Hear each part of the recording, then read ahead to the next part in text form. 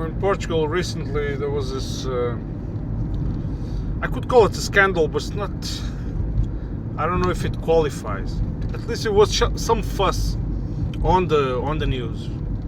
As you well know, the news in neoliberal countries tend to be like very, what's the adjective? Like the gossip, the style of the reporting is like gossip, not much information, a lot of noise about nothing. Sensationalist? I don't know. Can't recall the word now, I'm sorry. And the fuss was about, what is that? The fuss was about it was just a van just passed, and it was with a huge feather of smoke. So the fuss was about this new populist right wing, the Portuguese branch. You know, it's like all over the Western countries now. So in Portugal is no exception. We have also this kind of party, the Portuguese version, and they were criticizing the Portuguese government. They were arguing in a parliament and criticizing and pointing out the fact that we have been talking about building a new airport for 50 years now. This is actually true. And then the leader of this right-wing populist party says, even the Turks, who are not known to be good workers, or who are known for being lazy, something along these lines, managed to make an airport in 5 years. You see, something very basic and very stupid sentence. Like it hasn't. If you try to break it apart, this sentence, it takes too long for the kind of shit that it is, right? It doesn't make any sense if you are in touch with reality. And so the members of other parties pointed this out to the president of the parliament to ask if they could generalize in such racist way, right? Saying that the Turks are all this, or the Brazilians are all that, or this kind of thing, right? I made a video about this, which I put on also on YouTube channel, but it was in Portuguese. So today I'm talking about it in English. And of course, this is nothing. This is just noise. This is not the kind of discussion to be. These are not appropriate terms, as far as I'm concerned. In my opinion, these are not appropriate terms to discuss in the parliament. These guys get elected. This populist right wing, they get elected using the most the lowest of the blows and the lowest of the arguments, and they are sleazy. You know, they are one day they say one thing, the next day they go look at the marketing figures, they say another thing. They are spineless, right? And this kind of discussion goes along the lines of other kinds of discussion, public discussion, which were not taken which did not take place in the parliament, the last one, which was some statement that our president of the republic said that we should maybe think about reparations to the ex-colonies, right? Immediately this kind of thing puts the extremes in in fighting position, right? Right wingers and this extreme lefties, this kind of lefty imported from the United States. By the way, not the left that I belong to, not that one, not the woke left. I'm sorry if I offended someone. Well, actually I'm not, but you know what I mean. I'm not here to offend anyone, I'm just speaking my mind. And so in the first case, the president of the parliament, not of the republic, answered to these MPs that were outraged with those statements that yes, we have freedom of speech, so we can say these things, right? Which it's also an utter stupidity. And the right wingers, the chimpanzees in the parliament, applauded standing, or they had standing ovation, right? So this then they went to the social media claiming that this is freedom of speech. The freedom of speech does not belong, it's not ownership of the left, something like this. Stupidity after stupidity, right? If you don't think this is stupid, maybe you're in the wrong channel, okay? But the thing is, first of all, they celebrate freedom of expression, supported in very, very strange manifestations. Like they never celebrated when the left conquered democracy in Portugal, because it was the left, forces from the left, in the revolution. They never got proud of that. Freedom of assembly, freedom of free press, freedom of speaking your mind publicly, freedom of being able to form groups and apply for elections, freedom of freedom of speech. They criticized this, but now they are celebrating freedom of speech with what? With someone saying stupidity. Okay, so this is their concept of freedom of speech. But this is not the main point of my conversation. The other one was the reparation to the colonies, which has also utter disconnection to reality. There is no process ongoing. There is no complaints from the governments of the ex-colonies. It was just something the president said in the media, and then it was immediately picked up and used as weapons of arguing. And while we are arguing among things that don't really matter, although sometimes they can be signs of something bigger, but for example, as far as it goes, discussing subjects in the parliament, they should narrow it down to the real matters, to the problems of the country, the problems of the nation, tackling those problems instead of making spectacle, right? Instead of making the circus. This is the level. The level was brought down by this new MPs from this populist right-wing party.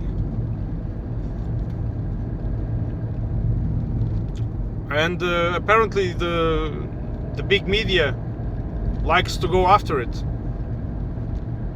And I think the whole picture, if you put yourself outside of these petty discussions and you look at this whole picture, you see, what's the point here? What's the point? I mean, they managed to elect 50 clowns to this parliament to mess it up, basically, to mess it up, and then the media immediately covers it. And the only adult in the room, if you ask me, was the Portuguese Communist Party. Well, I'm smiling, laughing, but it's actually not surprising. It has been the most coherent political force in Portugal, and it doesn't surprise me that they are the ones who make coherent propositions. They don't change their mind with the wind. And surprise, surprise, and their competence as MPs is very recognized. But surprise, surprise, they are erased from the media. They made correct predictions about problems within the European Union before we got in. They're always called like retrograde, this your time has passed, old-fashioned, this kind of smearing. And they end up always being right in Portugal. And this is true, and you can check. A lot of the problems that we face now in the Portuguese economy, they were predicted 30 years ago by a communist MP, which is speciality is economy, and he was right. And he was right. And still today, for example, in the matter of Ukraine and Palestine, they are the ones who are right. They were the only ones who pointed out the responsibilities of NATO and of the meddling of the United States in other countries' affairs. They were the only ones, and that's why they were fried in the media. Very simple as that. So, you see that despite this, I'm sorry for my maybe incoherent speech. I'm a little bit tired and I still have to work till tomorrow morning. So it's 12, I will only go to sleep in like 13 hours or so. And I'm already tired. So, but if you look at all this, it's definitely the democracy, it's undermined. It's the game is clearly rigged, and you can say this using a number of examples, but these ones I just pointed out. If you look at this picture, you see the people who look sane, who say coherent things, who think, who study. The adult in the room, it's demonized, smeared, and on the other hand, you have the spectacle, the sad spectacle of people doing, the most stupid things, and cameras have always the spotlight.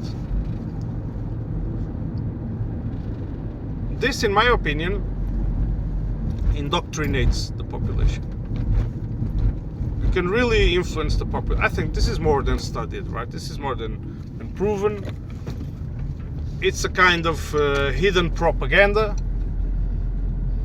It's not like propaganda is not like just you put a billboard with a slogan. No, not just that. It's a big group.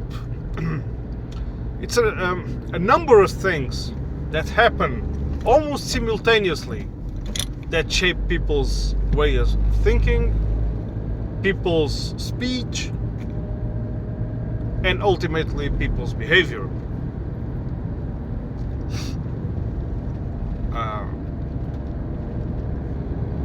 And I think big corporations, big media, they know exactly what they're doing. I mean, the system is not, it's not like flawed or something. The system is working as it should.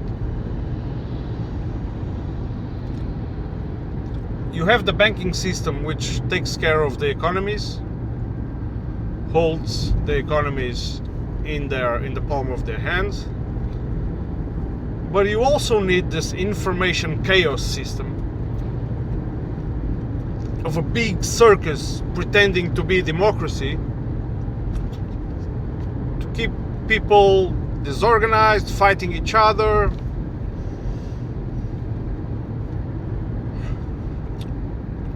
With very micro subgroups, a lot of division between people, a lot of division between people who agree in many things. It's like it spreads like a virus, I think. And when you see this reflected on people's speech, you know I'm left-wing, right?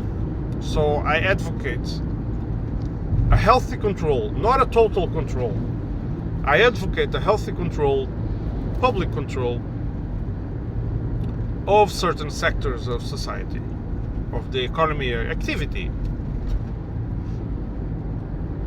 And I advocate that, but I know that this system can be like, my views can be easily criticized, and they can give me a number of examples of things that went wrong, right? They used these examples to terminate the idea. But the thing is that when this balance, this socialist balance is achieved, this is when people live the best, live better lives. This is when they have to work less and enjoy life more, with quality of life, with access to education, access to healthcare, and this kind of things. Okay.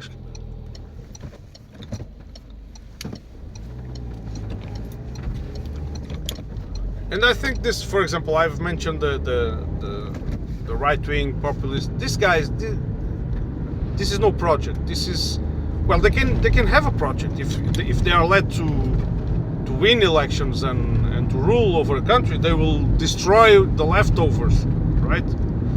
They will destroy the already impoverished and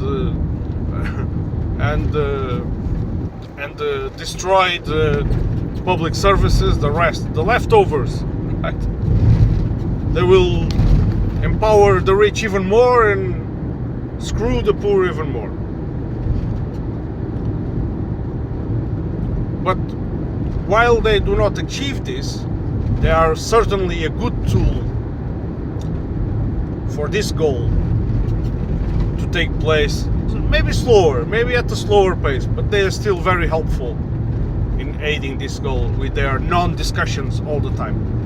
Every time they are planting non-discussions, and the media picks them up, amplifies them, puts everyone talking about them, shifts the attention away of the coherent thought, rational, wise.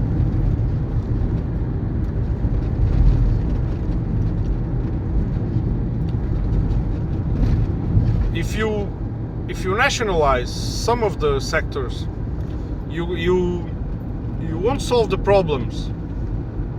You have to make sure that the people that are in the government are really the best ones you have in your society. The system we have now does not promote such leadership. It promotes the opposite. It promotes the salesman and woman and women. The people that can only talk and can give nice speeches but empty. People that do not follow real values, right? Because you can have, for example, public control of certain sectors, and they can still screw up if you put the corrupt people there in the place, and they let themselves to be corrupted by other forces that do not like that system.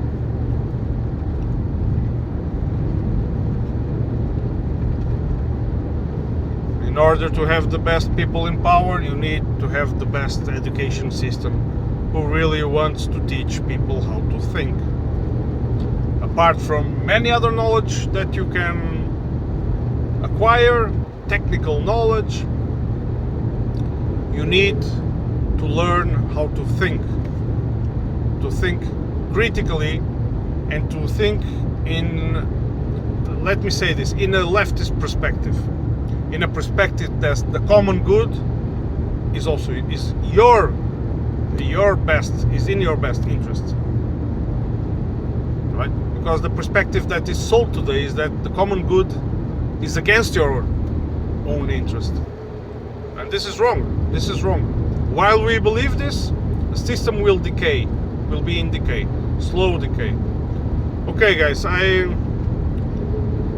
don't know, maybe I'm rambling too much now. I really think, although I'm a participant of this system, I'm active in local politics. I go to my job every day. I follow my schedule and pay my bills and all that shit. But I see these things, and I really don't like what I see. I don't want to be all doom and gloom. There is always hope. There always have been hope. Systems change, but sometimes they change only after big pain inflicted. Revolutions are examples of this. Okay, I think I'll see you on the next one.